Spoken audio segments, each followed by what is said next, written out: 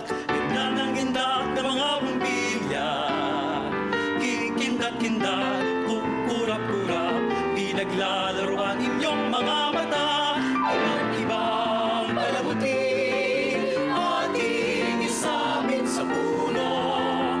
Uusan ang mga gulay, tambakan ng mga regalo. Tumitibok-tibok, sumisinok-sinok, huwag lang malundo sasabitin. Lupot-lupot, paikot ng paikot, koronahan ng palarang bituin. Nagtagal mo pa ng candy, ribon, eskuses at guhitan, habang lalong dumarami, regalo mo'y dagdagan. Puputi-puti ka, pupusi-pusila, ganyan ang kurap ng mga bituin.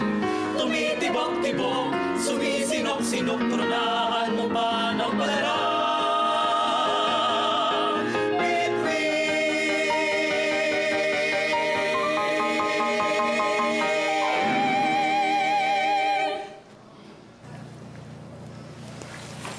Magandang gabi Pilipinas, buwan na naman ng Disyembre. Dumating na naman ang pinakamalaki at pinakamasayang okasyon sa ating bansa.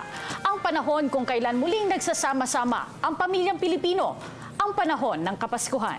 At dahil sa itinuturing ang Pilipinas bilang isa sa mga widely Catholic-devoted countries sa buong mundo, sinasabing espesyal ang paraan ng ating pagsalubong sa Kapaskuhan. Pero ano nga ba ang kaibahan ng Pasko sa Pilipinas? At ano-ano ang mga dapat nating tandaan ngayong Christmas season? Yan at marami pang iba ating pag-uusapan ngayong gabi. Ako po si Cathy San Gabriel. Kasama si Kirby Cristobal. Samahan po ninyo kami sa isang oras ng talakayan ukol sa Paskong Pinoy dito lamang sa Christmas 2015, a PTV Special Forum. Madami na sa ating mga kababayan ang abala sa kaliwat kanang paghahanda ngayong holiday season. Libo-libong katao ang bumibisita sa mga malls at iba't ibang pamilihan para bumili ng mga pangregalo. Kaya naman maging ang mga otoridad ay nakaalerto na rin dahil talamak sa ganitong panahon ang mga kawatan. Ayon na rin sa Philippine National Police, nagdagdag na sila ng police officers na magpapatrolya sa mga matataong lugar. Mahigpit ding binabantayan ngayon ng Department of Trade and Industry ang presyo ng mga bilihin. At maging ang Bureau of Fire Protection ay pinag-iingat ang publiko sa mga substandard na kagamitan na maaring magdulot ng sunog. Maliban dito, dapat din daw bantayan ng mga Pilipino ang kanilang kalusugan sa panahong ito.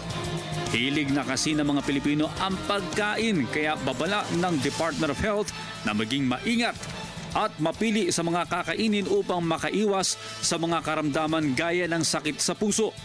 Pero ang pinakamahalaga sa mga panahong ito ay ang muling pagsasama-sama ng buong pamilya. Nandyan din ang pagbibigayan ng regalo at ang pagdalo sa taunang simbang gabi o Misa de Gallo. Pero sa paglipas ng panahon, tila may mga kaugaliang Pilipino ang unti-unti nang nalilimutan ng bagong henerasyon. Paano nga ba natin dapat ipinagdiriwang ang tunay na diwa ng Kapaskuhan? At ano-ano pa ba ang mga bagay na dapat natin tandaan sa mga panahong ito? Muli, sama-sama nating himayin at tarakayin ang mahalagang issue dito lamang sa Christmas 2015. A PTV Special Forum. Muli sa magandang gabi Pilipinas, daman-daman na nga ang Pasko, Kirby, Paskong Pinoy. Ano nga bang espesyal sa ating selebrasyon ng kapanganakan ni Jesus? Yan ang isa sa ating mga pag-uusapan ngayong gabi. Tama ka dyan, Cathy. Dagdag pa dyan, syempre aalamin din natin kung ano-ano nga ba yung mga dapat nating tandaan tuwing sumasapit itong tinatawag nating Christmas rush. Babalikan din natin yung tradisyong bumubuhay sa Paskong Pinoy. Halimbawa dito yung pagsisimula ng Misa de Gallo na nagsimula kanina. Paano nga ba natin napangangalagaan ang mga tradisyong ito? At syempre, usong-uso rin yung mga kanta, mga Christmas song tulad nung inihandog kanina ng mga choral mula sa Emilio Aguinaldo College na kat. Oo, nice natin silang pasalamatan. Kaya Kirby, umpisahan na natin ang ating diskusyon ngayong gabi. Kasama natin sa ating studio, isang historian, Professor Xiao Chua. Welcome back. Makasaysayang gabi, Cathy, Kirby, at sa lahat po ng ating mga tagapakinig at taga-subaybay. At makakasama rin po natin Engineer Ian O. Manalo. Siya pong Senior Fire Inspector Deputy Chief ng Public Information Service ng Bureau of Fire Protections ng National Headquarters. Good evening, sir. Magandang gabi rin sa iyo, Cathy and Kirby. Magandang gabi, bayan. Kasama rin natin Deputy Commander ng Joint Task Force NCR, Colonel Vic Tomas. Yes, Cathy and Kirby, isang magandang gabi at maligayang Pasko sa inyong dalawa at sa ating mga suking nanonood. Alright, makakasama rin po natin Police Chief Inspector Soledad E. Arciso. Siya pong Chief ng Licensing and Permit Section ng Philippine National Police. Good evening, ma'am. Magandang gabi po, Sir Kirby and Ma'am Cathy. Magandang gabi po sa lahat ng mga nanonood. Mula naman po sa Consumer Protection Group ng Department of Trade and Industry, Undersecretary Victorio Mario Dimagiba. Good evening. Good evening po sa inyong lahat. Ano nga ba ang espesyal, Kirby? Pag sinabing Paskong Pilipino, no, kakaiba. Sinasabi nila kakaiba yung Pasko dito sa ating bansa. Professor Xiao, bakit nga ba iba yung Paskong Pinoy kumpara mo sa ibang bansa? Well, tandaan natin yung Pasko, hindi naman talaga sa atin yan. Very European yung tradisyon na yan. No? At ito'y dinala lang sa atin ng mga Espanyol. Kaso, ang nakikita ko dito nakakaiba talaga sa atin. Alam mo naman ng Pilipino, well, of course, generally, gusto niyan mas bongga. So, anong ginawa natin, hindi ba? Yung Christmas period sa ibang bansa, ano lang yan ilang araw lang yan. Diba? 12 days of Christmas pa sila na tinatawag. Tayo, hindi lang 12 days November pa lang, pagkatapos ng hundas, naglalagay na ng mga dekorasyon. Tapos, pinapaabot pa kung minsan hanggang Valentine's Day. Parang siguro sa dami ng kaibigan natin, we want to spend more Christmas parties with them, no? Kainan. Pero kung titignan mo, talagang pinapalaki natin, yung parol, bigay lang yan sa atin. Pero nagkaroon tayo ng Giant Lantern Festival sa Pampanga. Tapos yung Belen, binigay rin sa atin yan mula sa Italia. Ngayon, may Belenismo sa Tarlac, no? At iba pa, no? So, ang dami-dami, yung Christmas tree, Giant Christmas tree, matagal na yan, panahon pa ni Kuya Germs, di ba? Sa Araneta. So, yun yung makikita natin na sa palagay ko, gusto natin mas bongga, mas masaya, kasi masaya yung mga Pilipino. Prof, sure, nabanggit mo yung mga ilan sa mga sumisimbolo ng Kapaskuhan. Ano nga ba yung dahilan bakit karamihan sa ating mga kababayan talagang pagpasok pa lamang ng Burmans naglalagay na ng mga Christmas tree? Meron bang history sa paglalagay ng tungkol Well, yung Christmas tree kasi napaganda nung ng kasaysayan yan. Kasi dati yung mga pagano, sa oak tree sila nag-ritual. So yung mga pinapatay nila for human sacrifice, bigla may isang santo, Bonifacio ang pangalan, Boniface, sa Germany, bigla niyang pinatigil yung mga Huwag niyong yan, sabi dun sa legend, Huwag niyong patayin yan. Kapanganakan ni Jesus ngayon. So nagpipit siya. Ito si Jesus. Pasko ngayon, walang patayan na mangyayari. O ito, bigla niyang tinuro yung tapos sinira niya muna yung oak tree. Bilang isang hampas lang ganun, natumba daw yung oak tree. Imaginein mo yun. So, pero, ang tinuro niya yung evergreen, yan, iuwi nyo yan. Yan ang magsisimbolo ng liwanag ni Kristo. So, iuwi nyo sa bahay nyo. So, ngayon, di ba, sa Pilipinas, anong ginagawa natin? At sa ibang bansa, pinapalamutian natin yan ng liwanag. At yung nakaisip pa tayo na dahil shape siya ng liwanag, galing sa star, nilagyan ng star, tapos nilalagyan ng Belen, nilalagyan ng regalo. So, yun yung liwanag na bigay ni Kristo. Yan yung simbolo ng Christmas tree. Yun. At kasama ng liwanag niyan, yung risk din sa ating lahat. Dahil yan ang kadalasang pinagmumulan ng sunog tuwing Pasko. Tama po ba yan, Engineer Manalo? Tama po. Malungkot man sabihin, pero talaga namang itong pinag-uumpisahan ng kung hindi sunog, sakuna. Sa ating mamamayan. Ano pong paghahanda ang isinasagawa ng BFP dahil nga kadalasan merong nakaka-aksidenteng mga Christmas lights? Ngayon po 2015, meron kaming Oplan Paalala 2015. Iwas sunog, iwas paputok para sa Pasko at sa Bagong Taon. Nakahanda po dyan na aming 20,000 personnel nakakalat sa buong Pilipinas, 85% po niyan sa operations, sa suppression activities. Yung administrative arm namin, 15% of which, meron pa rin skeletal force na may iwan during the holiday season. Ganun po. Colonel Vic Thomas, sir, kamusta po ang ginagawa ngayon ng Armed Forces po para po bantayan yung pagpasok po ng Christmas season? Kirby and Cathy, gaya po ng partner agencies natin sa BFP, kami po ay mag-enjoy din ng Christmas. We are prepared for any untoward incident. Gaya po nung nakaraang mga activities, national activities, laging naka-support role ang inyong armed forces. So ready po tayo na tugunan yung mga security risks na nakadikit po tuwing Yuletide season. What are these security risks, sir? Well, the risks are what have mentioned a while ago. Kasama na dyan yung awareness sa paggamit ng tamang mga palumuti or Christmas decors. We will help in educating our people. It starts within our homes. Sa mga kampo, ganun po, gumagamit po kami ng tamang mga Christmas decors, lights. Kumari nga po yung LED na ma-ICC. And kaya nandito po yung mga ibang partners natin to educate us more. And with regard to security naman, yan po ang laging pinapaalala ng ating Chief of Staff, Gerald Riveri, to be vigilant, and that is our calling sa lahat po. Chief Inspector Soledad Arciso, ma'am, ang PNP po ang isa po na naatasan para po bantayan maigi yung seguridad. Lalo na po, nagsimula po yung Simbang Gabi kanina lamang po. Ma'am, kamusta po ang monitoring ng PNP sa ngayon? Magandang gabi ulit, sir. Ang PNP po, nagbaba po ng directive ang aming Chief PNP na magkaroon po ng magkaroon ng inspeksyon sa lahat ng mga nagtitinda, sa mga pagawaan, tsaka mga tindahan ng mga paputok.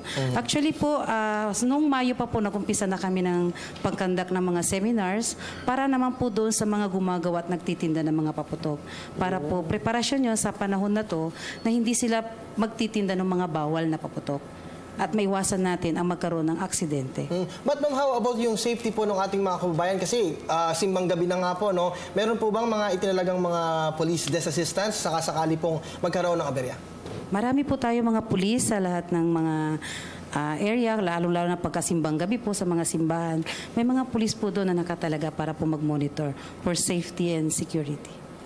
Si Yusek Dimagiba naman po, marami po sa ating mga kababayan ang nangangailangan ng monitoring ng DTI dahil po sa kanilang mga binibili, yung mga pang Noche Buena, mga panregalo at maging yung mga Christmas lights. Ano po ang isinasagawa na programa ng DTI para dito? Maraming salamat.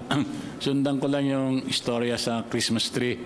Alam niyo po, sa monitoring namin itong taon na to, maraming lumalabas na bagong uri ng Christmas tree na napakamura. Alam niyo po, dun sa face-to-face interview ko sa isang nagtitinda dyan sa Dapitan Arcade, yung palang mga Christmas tree ngayon na masyadong mura, plastic siya. Namimili siya ng uri ng Christmas lights. Kapag gumamit ka nung ordinary bulb at saka pinulupot mo sa parang mga dahon, ang tendency pala nung dahon na yun mainit, maiinitan, then matutunaw. Pwedeng sanghin ang sunog, no? Ang abiso nga niya, doon na lang daw ilagay sa pinaka-trunk. No? Iikot mo.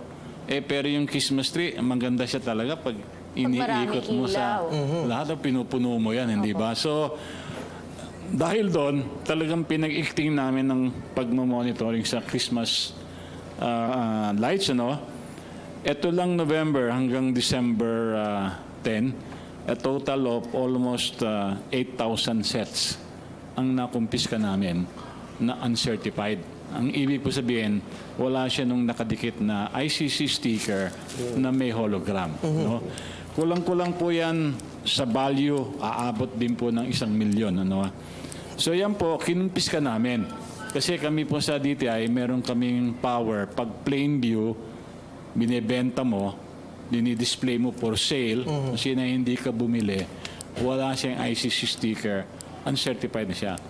Pangalawa, yung ibang tindahan may ICC sticker pero hindi naman nakalagay dun sa box.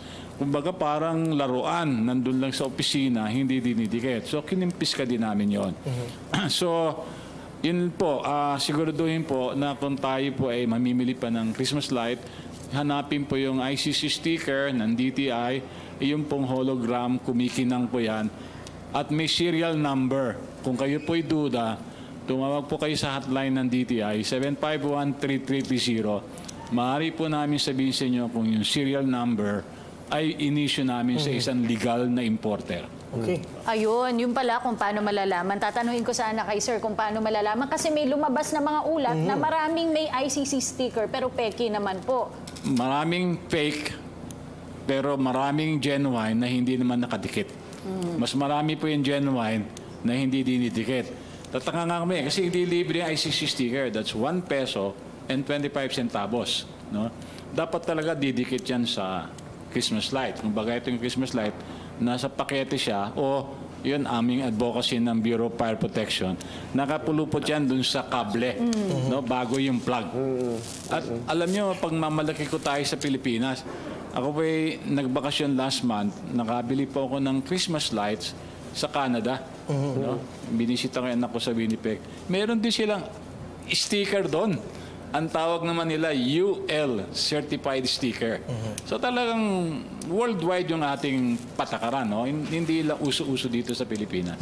So kailangan pala talaga maging mapagmasid yung ating mga kababayan, especially sa mga bumibili at gumagamit ng mga Christmas lights. So dyan lamang po kayo dahil marami pa tayong tatalakayin sa pagpapatuloy po yan ng inyong PTV Special 4.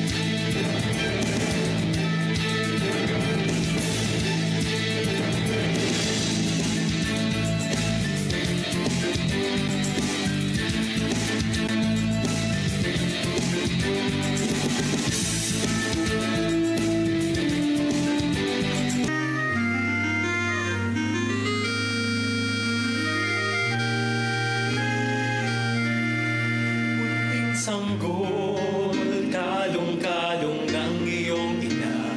Munting sanggol, may ningning ang iyong mga mata. Patid mo bang kay raming naghihintay sa'yo? Nananabik, nag-aabang ng pagsilang mo. Mga pastol, sa sabsaban ay nagpupugay. 3 hari mula silangan ay nag-aalay, dalay gintot, kamanyang at mira. Para sa'yo, Jesus, Hari ng sanlibutan. At nagsisiawit ang mga anghel sa langit, walhati sa Diyos, sa kaitaasan. Sa lupa'y kapayapaan, Gloria in excelsis Deo.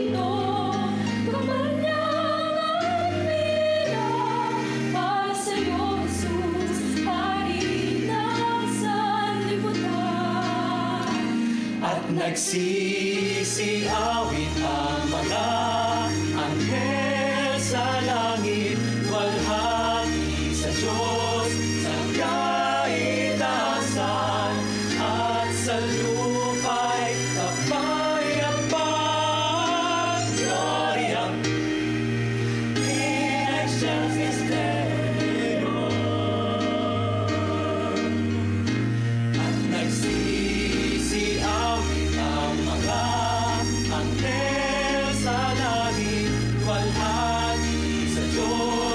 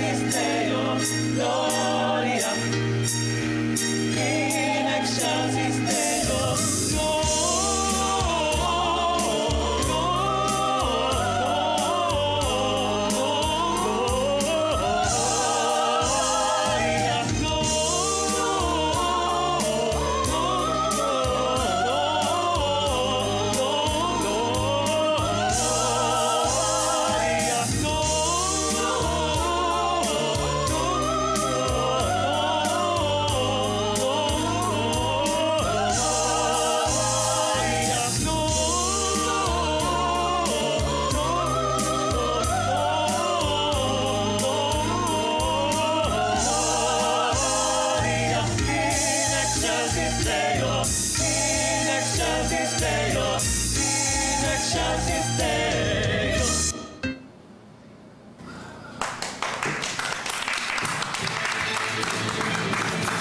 Muli isang maraming salamat po sa Emilio Aguinaldo College Coral at nagpapatuloy po ang Christmas 2015 na PTV Special Forum. Kanina nga, Kirby, ay nag-umpisa na ang Simbang Gabi. Tama. Gusto ko malaman mula kay Professor Xiao, ano nga ba ang origin nitong Simbang Gabi? May kumakalat ngayon na mga na mga parang history ng Simbang Gabi. Ang problema, sinasabi nila na ito talaga ay for Filipino farmers na dahil daw pag daw maagang kailangan pumunta sa bukid, kailangan magsimba muna. Kaya sabi ng Santo Papa ay binibigyan namin kayo nitong special na Simbang Gabi. Apparently, nag-research itong si Father Villaruel ng UST, yung archivist ng UST, at sinabi niya na talagang bago pa man dumating ang mga Espanyol sa Pilipinas, sa Espanya ay meron ng Simbang Gabi. No? At ang tawag nila sa Simbang Gabi ay Misa de Aguinaldo. O kasi Aguinaldo, hindi yung Emilio yung Aguinaldo regalo yun eh. So gift masses siya, a votive mass for the Virgin Mary na 9 na araw, nobina. Kaya siya from 16 to December 25. Ang problema lang, nagko-confuse tayo kasi tinatawag nga na although of course I will not fault anyone for this, yung Misa de Gallo ay exclusive lang yun for, yung Misa ng Manok, exclusive lang yun for Christmas Eve o Christmas Dawn Mass, no? So, Misa de Aguinaldo talaga yun. Ang problema, yung Simbang Gabi, ginagawang sintang gabi. Kasi yung mga mag-shoota, doon lang nagkikita-kita. Yung mga magjuwa. O magjuwa. Ang nakakatuwa dyan, di naman nagsisimba sa linggo yung Katoliko, tapos sa Simbang Gabi naman kinukumpleto. Parang hirap naman nun, di ba? Ayun. Yung iba nga nagpaplano pa, iba doon na lang hindi naman Simbang Gabi yung ginagawa, Simbang tulog. Sir, Engineer Ian, sir, nabanggit niyo po kanina yung paghahanda niyo po para po sa Christmas at saka po sa New Year. Sir, meron na po ba kayong data kung gaano na po yung numbers po ng naitalang sunog po sa NCR as of this point? Siguro sa buong Pilipinas na nangyayano ko. Simula December 1 hanggang December 15, nakapagtala na po kami ng 117 na sunog. Marami po ba ito kumpara sa usual na datos? Marami po. Tumataas po yung sunog natin ngayon, compared to sa December 2014. In fact, sa mismong in 2 days, December 31, lalo na sa bisperas ng New Year, tsaka New Year, December 31 hanggang January 1, ang sunog niyan, 117 nga yan eh. Yan ang 117 na sinasabing pala. Pagkatapos, 18 of which nangyayari simula sa alas 12 ng gabi hanggang sa 6 a.m. ng umaga. So ito po yung mga dahil sa mga paputok. Yes, pero yung pong simula December 1 hanggang sa kasalukuyan, ano po yung usual pinagmumulan? Yung po ba talaga Christmas lights? Christmas lights. Pero hindi naman ganun karami. Nung December 15, December 2015, January na actually nangyari. Ang Christmas lights namin, isa lang ang naitala. Is this an improvement from the past years? Nung nakaraang taon, isa din lang. Noong 2013, 3 ang sunog natin na galing sa Christmas lights. So hopefully next year wala na. Hopefully. Kahit gusto ko tanungin si Colonel Vic Thomas, sir, nababalita po yung nasal taping po ng mga baril po ng atin pong mga pulis at ng sundalo. Sir, magsisimula na po ba ito or nagsimula na, sir? Gaya po ng ginagawa ng ating kapulisan, normally the armed forces follow suit. So kami rin po, we observe yung mga ganyang bagay. But of course, there are units that have to perform yung kanilang misyon. So ito po yung mga nakatalaga sa mga areas na outside the metropolis. Dito po sa NCR, ang JTF NCR ay katuwang po natin ang kapulisan sa pag-inform ng public ng mga tamang paggamit ng mga bagay tuwing Kapaskuhan. Nandyan na yung paggamit nga nung sabi nga ni engineer yung tamang paputok at sabi rin ni Police Chief Inspector. Yes. So kami po, we help in the advocacy. Okay. And at the same time, we perform our distinct mission, which is to secure the state. Okay, tanungin din natin si Chief Inspector Arciso. Aside from yung pag-tape ng nozzle ng mga firearm ng ating kapulisan, Yung pong isa rin sa malaking problema, hindi lamang po sa bagong taon, pagpasok pa lang po ng Christmas season, meron na pong mga nagtitinda ng paputok. Ano pong klaseng monitoring ang ginagawa ng PNP? Ang PNP po, mayroon tayong ginagawang inspeksyon. Wherein doon natin makikita kung yung mga binibenta ba nila ay legal o illegal siya na paputok. Pag illegal po siya, huhulihin po yung mga nagtitinda at kukunin po yung mga paninda na bawal. Paano po malalaman yung illegal? Kasi wala naman pong magbebenta ng mga illegal kung walang bumibili. Kami pong mga consumer, hindi po namin alam kung alin doon. Basta may nagbenta ng paputok, siguro po bibili. Ano po ba yung mga illegal doon? Unang-una, ma'am, ang illegal po kapag ito ay gawa ng illegal na manufacturer. Pangalawa po, kung ito ay imported na paputok. Bawal na bawal po ang imported finished product na ibenta dito sa Pilipinas at gamitin ng mamamayan. Pangatlo po, kung yung timbang po ng paputok na binibenta nila ay sobra po sa timbang na 0.2 gram or 1/3 teaspoon na ino-authorize po ng batas. Tapos po, mayroon po tayong labeling na sinasabi. Doon po sa paputok, may label po siya dapat na nakasulat in Tagalog at English. Hindi po pwedeng Tagalog lang, hindi pwedeng English lang. Dapat po may English and may Tagalog translation. So yung po mga nakabalot, ma'am, sa cellophane na wala pong mga label, ibig po ba sabihin illegal po Illegal yung mga yun? po siya, ma'am. Marami tayong nakikita mga ganun. Sa Divisoria, kapag ka nagpunta ka rin talagang talamak yung bentahan, lalo na malalakas sa paputok.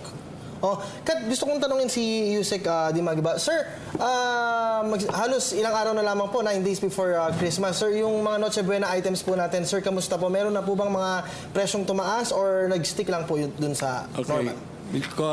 Base po sa price monitoring, December 7 to 11, compared nung November 30 to December 4, ang ating pong mga Noche Buena products ay tumaas sila week to week, but hindi po lumalampas sa nakatakdang SRP.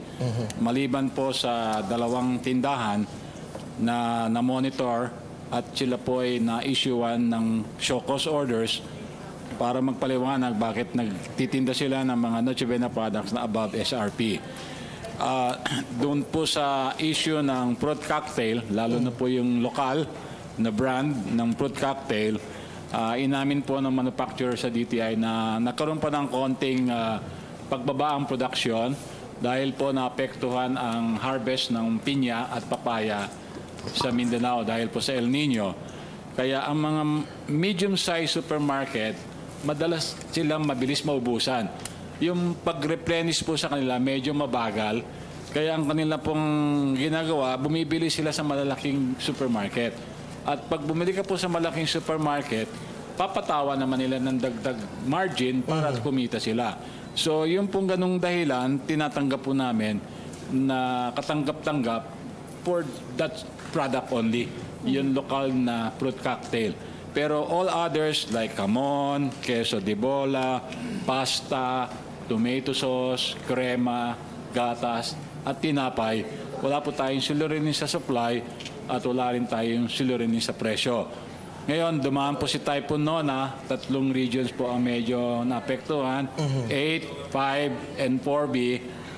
Magkakaroon po naman ng intensified price monitoring dun sa lugar ninyo po.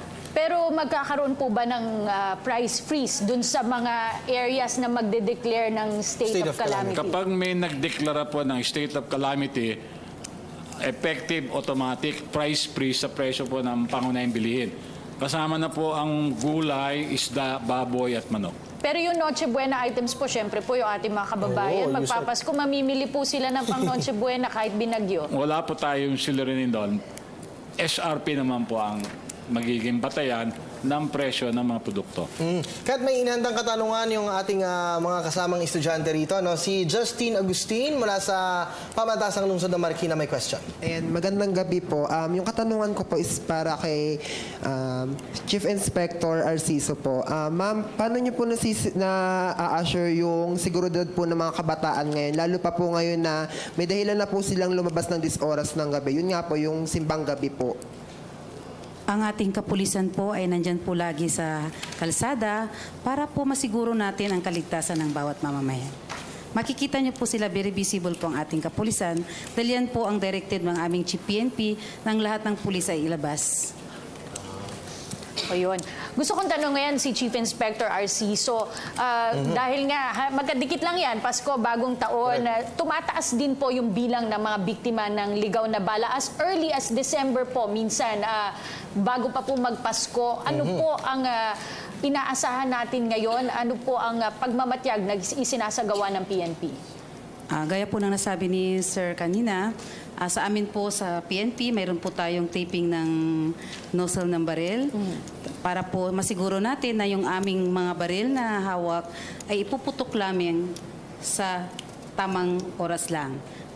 Like kung kinakailangan talaga. Pagkatapos po ng bagong taon, i-check po yun kung nagamit ba siya o hindi. Kung hindi siya nagamit, kung nagamit siya, kailangan valid yung reason. Kung hindi po valid, may parusa po bang nag-aantay? Meron po.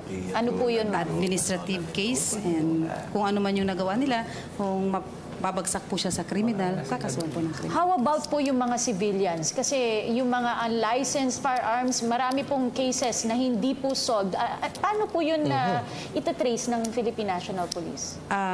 Sa mga civilian naman po na magpapaputok ng baril, mayroon po tayong lisensya na ini-issue sa kanila. Okay.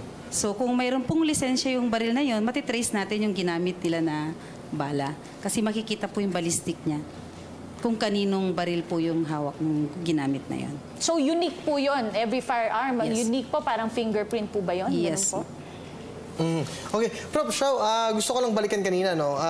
Medyo, yung iba kasi, mga nagtatanong, bakit daw December 25 yung sineselebrate itong Pasko? Gayong yung iba naman daw, nagsabi parang January 6 yata yung before, no? Ano po yung history tungkol dito? Well, basically, kung babasahin mo naman ng tunay yung banal na kasulatan, ano? Wala naman nakalagay na petsa eh. At least yung pagkamatay ni Cristo, alam natin na nasa Nisan 14. Lunar calendar yung Hebrew calendar, so nagpapalit-palit siya every time. Yung Christmas, wala tayong, kumbaga walang birthday si Jesus Christ. Yung isang teorya dyan, para ma-attract yung mga tao, teorya lang ito, no? Kasi wala naman sa kasulatan ng mga church fathers yan. Later na lang yan lalabas, 3rd century. Yung yung para ma-attract yung mga pagano, nilagay nila yung birthday ni Christ doon sa December 25, kapistahan ng malaking kapistahan ng isang dakilang Diyos ng mga Romano, si Sol Invictus, ang Diyos na araw. So yun yung isang makikita natin diyan so December 25 sa Roman tradition. May Eastern Orthodox kasi naghati yung simbahang Kristiyano. Sa Eastern Orthodox, January 6. Yun yata yung mas nauna, pero yung Roman tradition, ginawa niyan January 6, yun na lang Epiphany. Ngayon sineselebrate natin yung Epiphany, yung 3 kings. Hindi naman kings yung mago talaga yun, wise men yun eh. 3 wise men, sineselebrate natin first Sunday after New Year. So basically, yun yung pagkakaiba. But anyway, yun na nga yung isa din sigurong opportunity. Kaya walang date yan kasi para araw-araw, Pasko. Pwede nating i-celebrate yan Pasko. Kasi paano magiging Pasko yun ng lamig-lamig? Sabi sa kwento sa Biblia, may pastol na bumisita kay Jesus. Paano magkakapastol sa Israel ang lamig-lamig kapag Disyembre?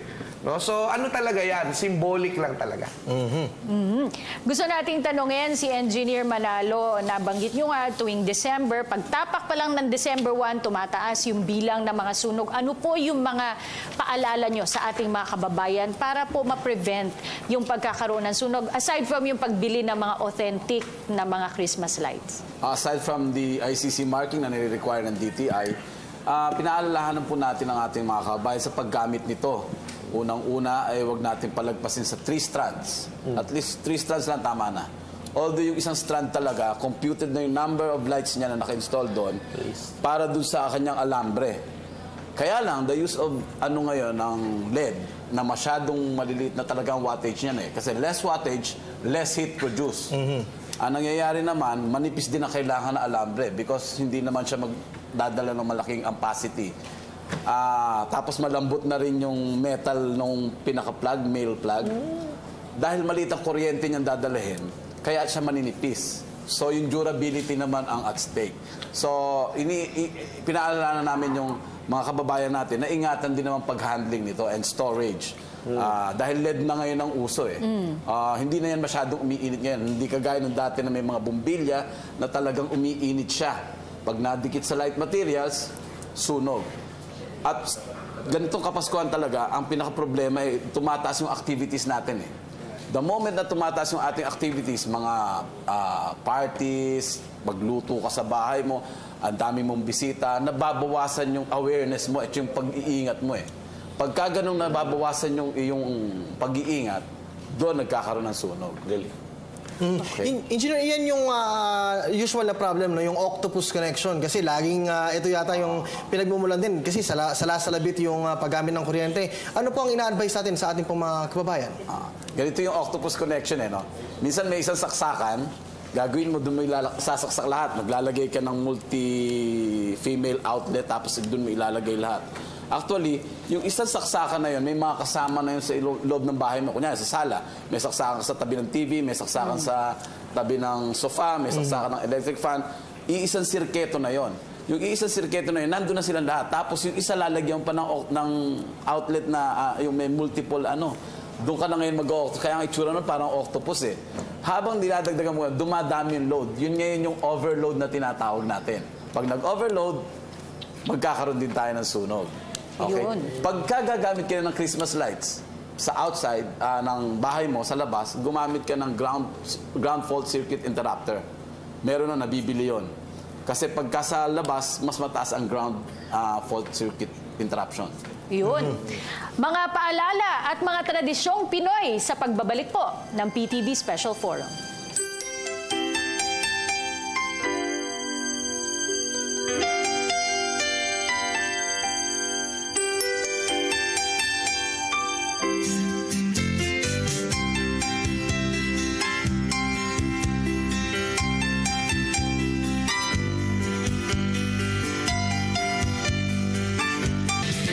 Muli, nagpapatuloy po ang PTV Special Forum. Pinag-uusapan po natin Christmas 2015. Oo, at malapit na nga ang D-Day na tinatawag. At kanina nga sinabi ni Yusek Dimagiba yung pagmomonitor ng DTI ng presyo ng mga Noche Buena items.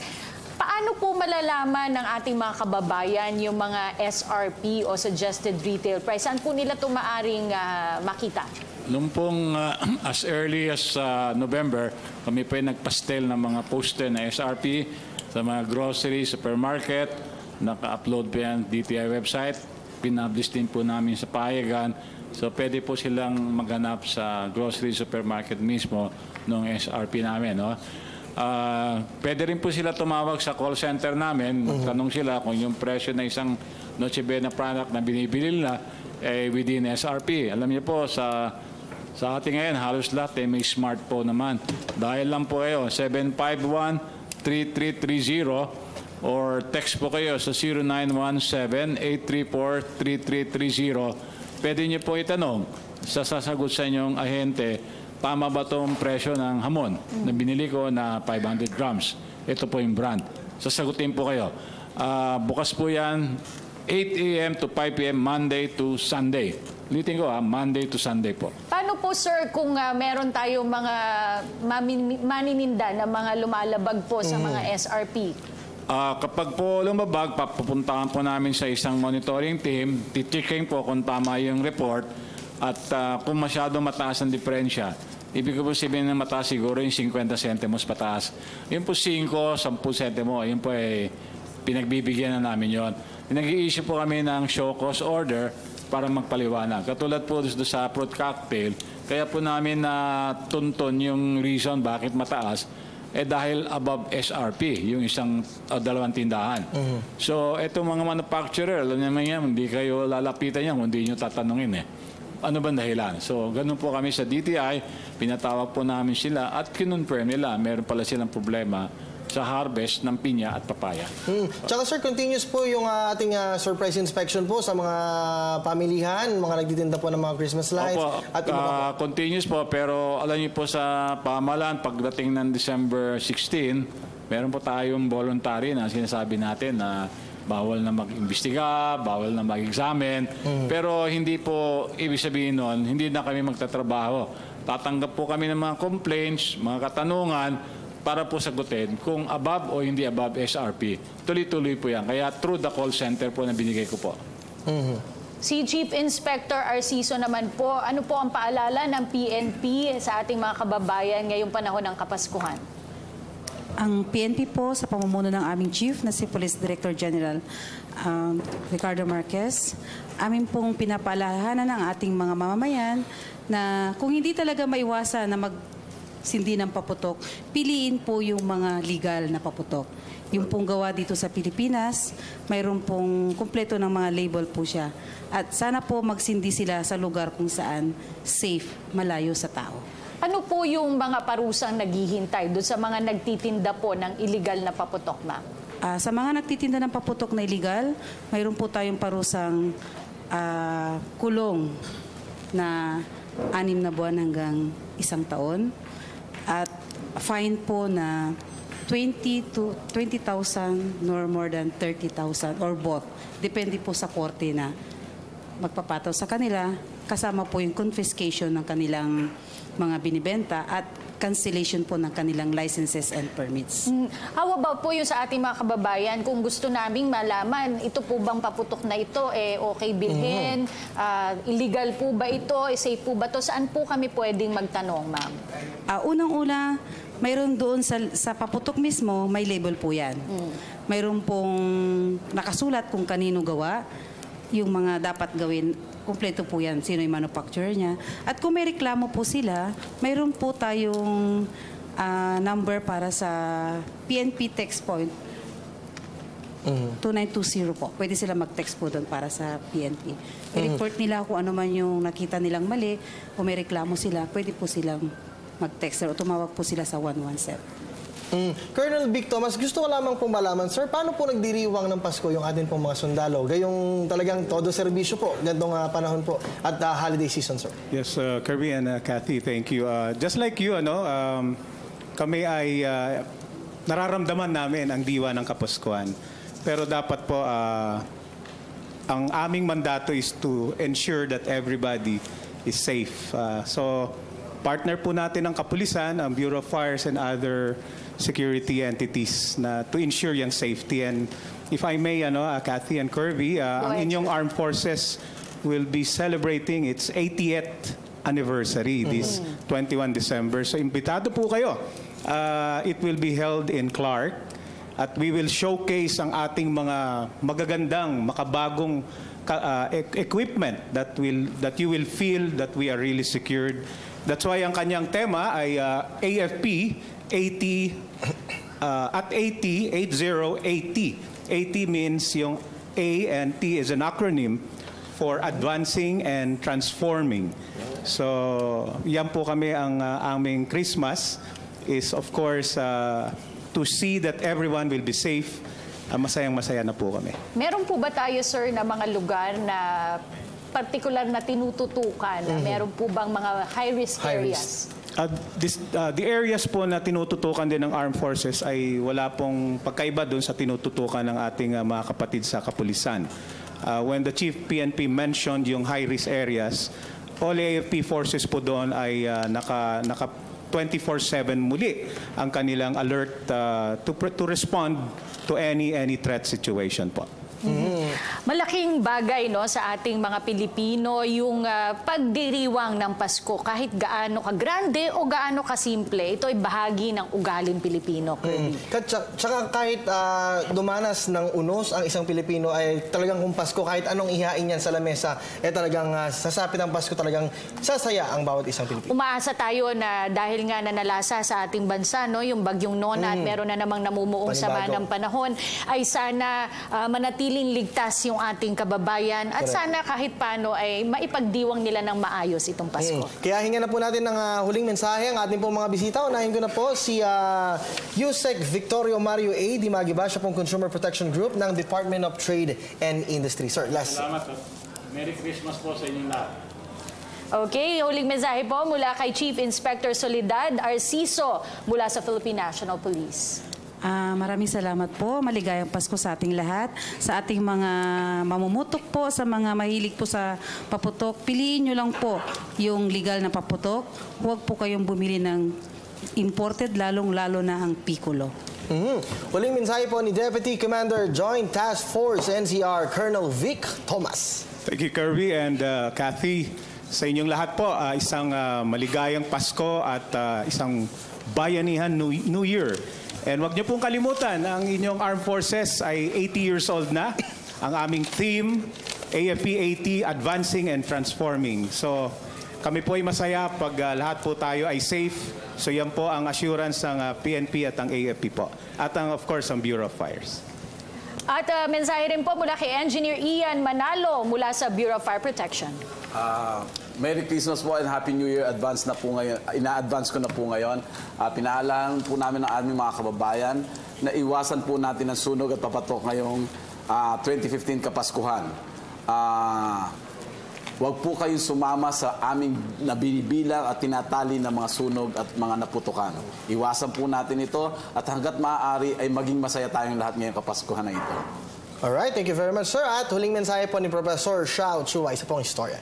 Ngayong pong Kapaskuhan, ang daming awayan sa Facebook. Sana usog-usog tayo ng konti at maging mabait tayo sa isa't isa. Kasi pag naalala ko yung Pasko, ito'y tungkol sa sakripisyo ng ating Ama at binigay ang kanyang bugtong na anak na si Jesus. Gayun din, Jose Rizal na nagkaroon ng huling Pasko noong December 26, 1896 bago patayin.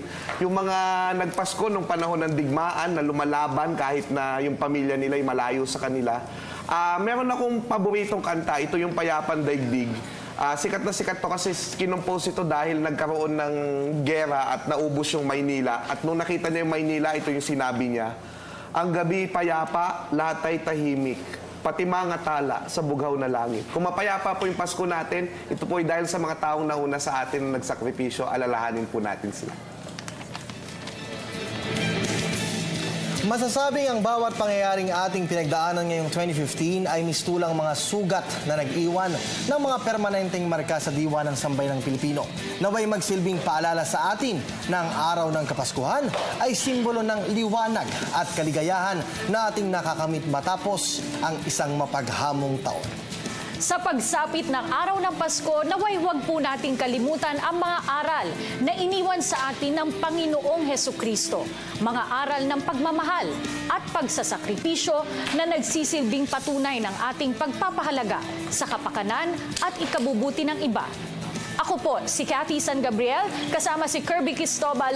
Maligayang Pasko po sa inyong lahat at maraming salamat sa inyong pagtutok dito lamang sa Christmas 2015, a PTV Special Forum.